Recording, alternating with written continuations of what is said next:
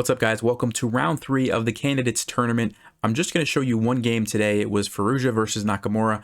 I think it had one of the most interesting end games out of the 4 games that were played, and so this is the one I'm going to show you. Real quick, before we do that, I just want to say happy Father's Day to all of the fathers watching. Hope it's a great day for you and your family. In our game behind me, it seemed like the top voted move was knight to c3. Actually, it would seem like pretty much everybody wanted knight f3 and knight to c3, but knight c3 definitely had more votes. So knight to c3 was played, and I played g6. So we'll see if we can get some kind of complicated King's Indian position going here. If you want to participate, just put your move in the comments, and whichever move I see the most of that has the most upvotes, that's what you guys will play. So good luck there. And having said that, let's go ahead and jump over back to the game. All right. So Fallujah's white and Nakamura is black, and we get what is called a Nimzo Indian defense. So e6 and bishop to e7. Now, one of the things about the Nimzo Indian is in one of the main lines, white can play a3 and just immediately force black to trade the bishop. But it turns out that if this happens, black actually does quite well by attacking these weak pawns. Because they're doubled pawns, this pawn on c4 actually becomes very weak after a move like, for example, c5, e3, knight c6, let's just say bishop d3, castles. This is one of the kind of mainish lines. b6. And now all black really needs to do is play like bishop a6, knight to a5, and it's very difficult for white to defend this pawn on c4. You can't use a rook to help because this pawn is blocking it. You can't defend it with your b pawn because it's been traded. And if black needs to, after bishop a6, they could also play rook c8, queen c7, something like this, trade this pawn off and get even another piece attacking. And so because of that, black tends to do pretty well in the Nimzo. It's a very, you have a solid plan in that line. So because of that, there's this line called the classical variation, queen to c2. And the whole point is that white doesn't want to allow those doubled pawns. So they want to take back with the queen when you take the knight. Okay, so that's what we see here, queen to c2. And then sure enough, a3, and then queen takes c3. So white gets to keep their pawns. And there's not really a big weakness here on c4 because white could very easily play the move b3. And what are you going to do now, right? It's very well defended. So d5, I'm not an expert on the theory from this point, but as far as I know, everything up to this point was pretty standard stuff. Right up until right around here, queen to c2, I believe, was kind of a new move here. I don't think this has been played too often. And then e4 is actually a piece sacrifice. Now, at first glance, it's like, how is that a piece sacrifice? It doesn't really look like it. Well, it has to do with the fact that after black trades these bishops and plays the move g5, you have to kind of, at this point when you played e4, you had to kind of have committed already to being willing to sacrifice this knight on g5. If you're not and you want to retreat, it turns out that black just gets a very nice position. After knight to c6, black just has lots of pressure on the center.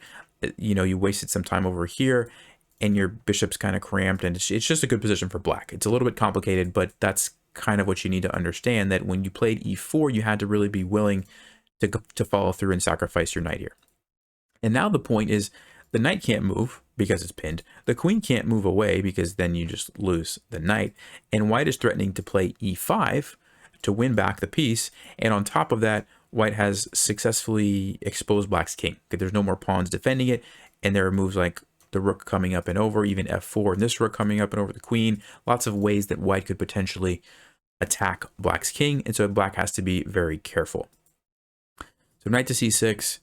And then, yeah, Hikaru thought for like 45 minutes or something on this move, which makes sense. Like I said, a very dangerous position. You have to be very careful. I'm not going to get into all of the details about all the different possibilities here, but let's just say that this was a good move and both players were playing good moves. And I want to kind of jump ahead to the end game where it really started to get interesting. So after all that stuff happens, we end up with a forced queen trade, which takes us into this end game. And it's very interesting because we've got black has 5 pawns, white has 5 pawns, but over here we have the 3 against 2, and then on the king side we have the 3 against the 2. Now, normally in endgames like this, the bishop is going to be superior to the knight. Why is that the case? Well, the bishop can very easily cover squares on both sides of the board, which means it could potentially stop some of these pawns and at the same time support some of these pawns, whereas the knight's going to have a harder time doing that. If you imagine if this knight needed to, for whatever reason, attack this pawn and attack this pawn at the same time. You can't do it, right? The knight just doesn't have the range that the bishop has. Now, that being said, what's the one thing that we've been mentioning about knights in these recaps previously? If you remember from some of the other recaps, I said something about knights that's important. What did I say? Well, I said a knight on an outpost is extremely strong. And so what do you think Hikaru plays immediately? Knight to f6. Guess what? He's going for that d5 square, right? Like if you look at this board from this position, where is the best, sort of most safe and solid place for the knight to go? It's d5. D4 also looks kind of nice because you have the pawn, but that's not as good because it's on the same color as the bishop. The bishop could very easily go there and take your knight. On d5, that's not an option for the bishop, right? So immediately, he doesn't waste any time. He goes for that outpost.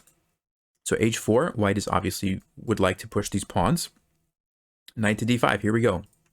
We've seen it for the third time now, a knight on a strong outpost. So bishop to d2 and f5. Now, this is a very important move. Why is that a good move for black? If you'd like to pause and think through that, what's the idea behind black playing the move f5? Well, the answer is black doesn't want white to have an easy time of pushing these pawns. Okay, if white can very easily play g4, well then guess what? g5, h5, they're going to be marching very quickly. f5 slows that plan down. White can't play g4 now. And if white tried to play f3 to prepare to play g4, black has another follow-up idea. If you'd like to pause, what's black's idea now to prevent this pawn from pushing forward? Well, the answer is f4. And if you remember, en passant would be if white played g4, black could en passant just take on g3. So it's a very nice way for this one pawn to stop both of the pawns from moving forward, okay? And so this is something you have to be careful for in these pawn endgames. Another example of this would be if this pawn were to come down here to a4, it would stop both of these guys from moving forward because you always have the option to en passant and take the pawn, right? So that's kind of the idea behind this move. It's not so easy for white to play g4. So how can white advance these pawns if we can't play g4 right away and we can't play f3 and g4? How can white advance them? Another question for you guys. Well, if you had a chance to think through that, and this is the move that was played in the game, the move is g3. And you might say, well, how does that help anything? Well, the point is, after black moves, f3. And it's the same idea as before with f3 and g4, except now there's no en passant that we have to worry about. So if black plays the move f4 right now, we can simply play g4, and guess what? Black doesn't get a chance to en passant, right? En passant is only when your pawn advances 2 squares. We did not do that, so we've eliminated the en passant idea, and guess what? Now we have 2 connected pass pawns, which is exactly what white is trying to do, okay? So you know, it kind of takes you a little bit of time, right? You would ideally wouldn't want to have to waste a move, but in this case, that's just how it works out. And this is a good idea to remember when you're working with pawns, trying to figure out how to get 2 connected pass pawns. Sometimes you have to take it slow, like in this case. So g3, f3, bishop to g5, because if we play g4 right away, obviously the pawn is going to be captured here. So bishop g5 just defends the pawn and gets ready to follow through with the plan, right? So c4, and here we go. Rook to d1. Now, I ask you if you'd like to pause, what's the point behind this move? Kind of looks like a weird move at first glance, but it actually has a very nice point to it. So what do you guys think the idea is? Well, if you had a chance to look at that, the point is that white would like to just trade pawns here. So if you imagine if black does some random move here, white's going to simply take, and black can't take back now because the knight is going to be hanging. So it was essentially attacking the knight, even though it doesn't really look like it. It actually is attacking the knight because you have this, idea over here. So Hikaru takes here. Obviously, doesn't want to allow that. So this way he can keep his pawn defending the knight. But what did that accomplish for Firouzja? Well, you've got 2 connected pass pawns. So it took longer, right? There was a lot of things that had to happen. You had to play that g3 idea. You had to bring the rook over here to force black to trade. But eventually, you got the 2 connected pass pawns. Now, the good news for black is that black's king is right here. If you imagine if black's king was, let's just say, on the other side of the board, this would be much more dangerous for black. But because the king is there, that's the good news. And the rook as well. And the knight's really not that far. And so, black has good chances to stop the pawns. But nonetheless, it's still a very interesting position. So h5, rook comes over, check. h6. Now, why was this played? What's the point behind this move? And isn't white blundering the bishop? This one's not too difficult, but if you'd like to pause and think through that.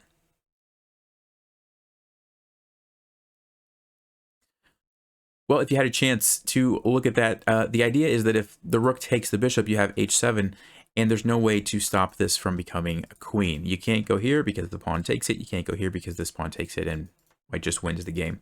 So this is an idea that you want to keep in the back of your mind when you're playing in endgames and you have passed pawns that are pretty far advanced. Usually, especially if they're on the 6th or 7th rank, you want to be thinking about this.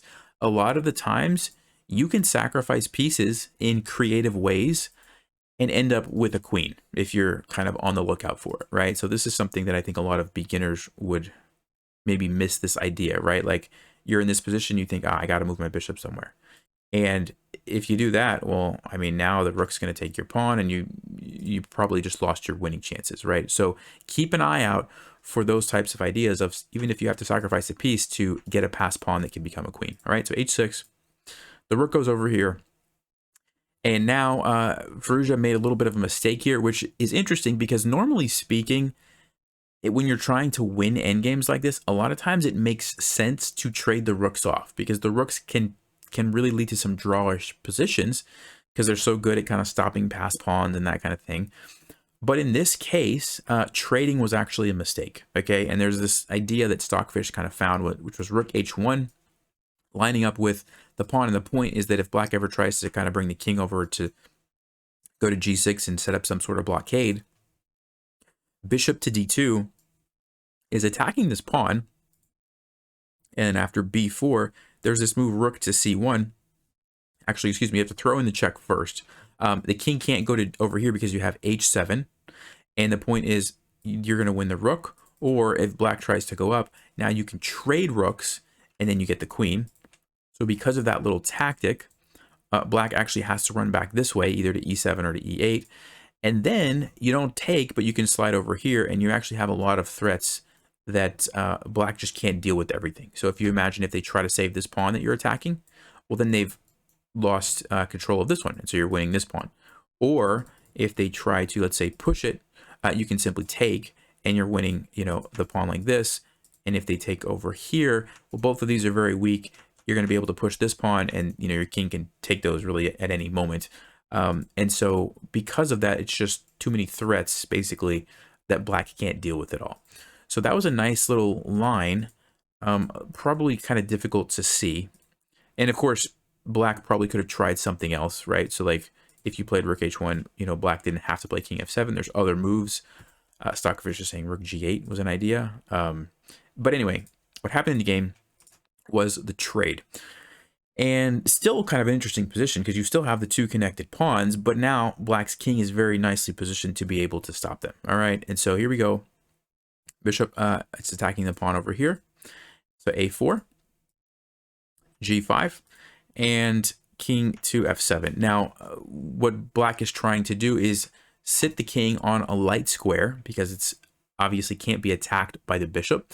And this is, one of the disadvantages of the bishop in these endgames sometimes is if your opponent can create a blockade on the opposite color squares, your bishop can't do anything about it, right? That's not a problem that you will ever have with the knight because the knight can always jump around and go to whichever square it needs to. So, we see trade-offs. It's nice that the bishop can do things on both sides of the board, but we really would like to be able to swap colors in situations like this, and we just can't do it, right? So h7 is played, and what white's trying to do here, king g7, g6, is now that the pawns are on the opposite color of the bishop, right, the problem that I just mentioned where black blockaded them, on a square that you can't do anything about, you don't have that problem. Now your bishop can attack the king and ultimately control the queening square and force the king out of the way, and you get a queen.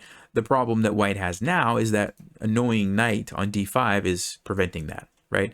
If this knight wasn't here, for example, if black blunders and moves the knight somewhere, bishop to f6 is just winning because if the king takes it, you get a queen, right? So this knight is the only thing that's keeping white from winning immediately. So c3 is played. We get this trade. It's with check, so white can't go for the tactic. King here, knight goes back. Remember, it has to guard that square. So really, there's only two options, right? And this one makes more sense. It's defended by the pawn. Also kind of helps out over here a little bit more. Bishop to g5. And what Firouzja is trying to do is figure out a way to maneuver this bishop around somewhere else to be able to get to the king. So maybe coming back here, like this could be an idea. Coming, here could be an idea. Lots of different ideas, but Hikaru does a great job. E5 is sort of another thing to blockade the bishop, right, to keep it out of the way. King goes over. And at this point, king h8, Hikaru is just kind of waiting. Okay, and the point is that if white ever tries to come up, there's this move knight to f4 check, which is actually a fork on these pieces. And if white decides to take it, well, now black's actually going to win the game because these pawns are stuck. The king can just sit there. And now white has a problem of how am I going to stop all of black's pawns? Because if I make a break for this one, guess what? b4 is happening, and this pawn is becoming a queen before this one. And so black's actually going to win the game. So because of that, white would have to do something else. You can't take the knight. You have to go like this. But then black can start taking the pawns, and it's going to be a draw.